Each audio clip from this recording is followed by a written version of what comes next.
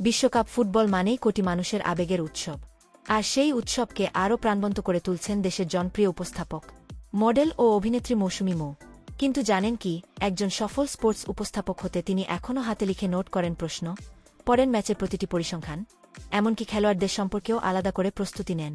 আর সবচেয়ে আবেগের মুহূর্ত, ব্রাজিলের বিদায় আর নেইমারের চোখের জল দেখে নিজেও কেঁদেছিলেন তিনি।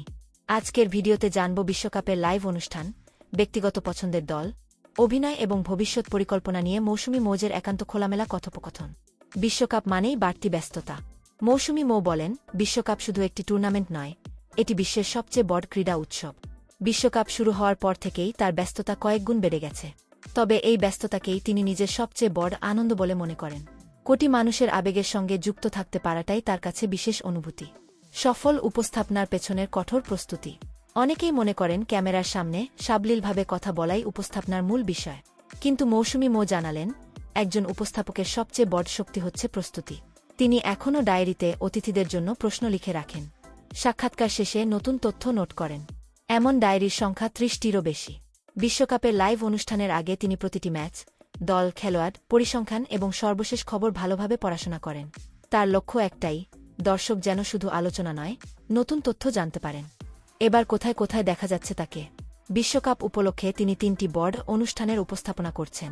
টি স্পোর্টসের ওয়ার্ল্ড কাপ সিন্ড্রোম, ডিবিসি নিউজের ওয়ার্ল্ড কাপ, বাবলস বিজনেস স্ট্যান্ডার্ডের ম্যাচ অ্যানাটমি। এছাড়াও আরও কয়েকটি প্রতিষ্ঠানের প্রস্তাব পেলেও সময়ের অভাবে সেগুলো গ্রহণ করতে পারেননি। খেলাধুলার প্রেমে কিভাবে পড়লেন? মৌসুমী মৌ অকপটে স্বীকার করেছেন, ছোটবেলা থেকেই তিনি ক্রিকেট বা ফুটবলের বড় বিশেষজ্ঞ ছিলেন না, বরং স্পোর্টস অনুষ্ঠান উপস্থাপনা করতে গিয়েই খেলাধুলার প্রেমে পড়েছেন। তিনি নিয়মিত খেলোয়াড়, ক্রীড়া বিশ্লেষক এবং বিশেষজ্ঞদের কাছ থেকে শিখেছেন এবং এখনও শিখছেন। এই শেখার আগ্রহী তাকে আজকের অবস্থানে নিয়ে এসেছে। প্রতিদিন ভিন্ন দলের জার্সি কেন? বিশ্বকাপে প্রতিদিন ভিন্ন ভিন্ন দলের জার্সি পরে অনুষ্ঠান উপস্থাপনা করছেন মৌসুমী মৌ। এর কারণ হিসেবে তিনি বলেন, বিশ্বকাপ হচ্ছে আনন্দের উৎসব। বিভিন্ন দলের সমর্থকদের সম্মান জানাতেই তিনি এই বৈচিত্র্য রাখেন। একজন উপস্থাপক হিসেবে তিনি সব দলের প্রতি সমান শ্রদ্ধা দেখাতে চান। ব্রাজিলের বিদায়ে চোখের জল। ব্যক্তিগতভাবে তিনি ব্রাজিলের একজন ডাইহার্ড সমর্থক। নেইমারের বিদায় তাকে ভীষণ কষ্ট দিয়েছে। তিনি বলেন, নেইমারের কান্না দেখে নিজেও অশ্রুসিক্ত হয়েছেন। তবে ক্যামেরার সামনে ব্যক্তিগত আবেগ নয়, নিরপেক্ষতাকেই সবচেয়ে বেশি গুরুত্ব দেন তিনি। অভিনয় কেন নিয়মিত নন? মাঝে মধ্যে অভিনয়ে দেখা গেলেও নিয়মিত কাজ করছেন না মৌসুমী মৌ।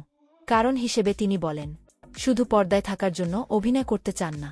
তিনি এমন গল্প, চরিত্র এবং নির্মাতার সঙ্গে কাজ করতে চান, যা একজন শিল্পী হিসেবে তাকে আরও সমৃদ্ধ করবে। নতুন শুকবর। সম্প্রতি ইস্পাহানি মির্জাপুর চায়ের সঙ্গে নতুন করে ২ বছরের শুভেচ্ছাদূত হিসেবে চুক্তিবদ্ধ হয়েছেন তিনি। এর ফলে প্রতিষ্ঠানটির সঙ্গে তার পথচলা দাঁড়াল ৪ বছরে। এছাড়াও শিগগিরই বাংলাবিদ অনুষ্ঠানের উপস্থাপনায়ও দেখা যাবে তাকে। মূকাভিনয়ে ফিরছেন। মূকাভিনয় তার শিল্পী জীবনের সবচেয়ে আবেগের জায়গা। আন্তর্জাতিক স্বীকৃতিও এসেছে এই মাধ্যম থেকেই। বিশ্বকাপ শেষে তার গুরু মীর লোকমানের সঙ্গে ১ ঘণ্টার বিশেষ ডুয়েট শো করার পরিকল্পনাও রয়েছে। মৌসুমী মৌ প্রমাণ করেছেন, সফলতার পেছনে শুধু প্রতিভা নয়, দরকার কঠোর পরিশ্রম, নিয়মিত প্রস্তুতি এবং শেখার অদম্য ইচ্ছা।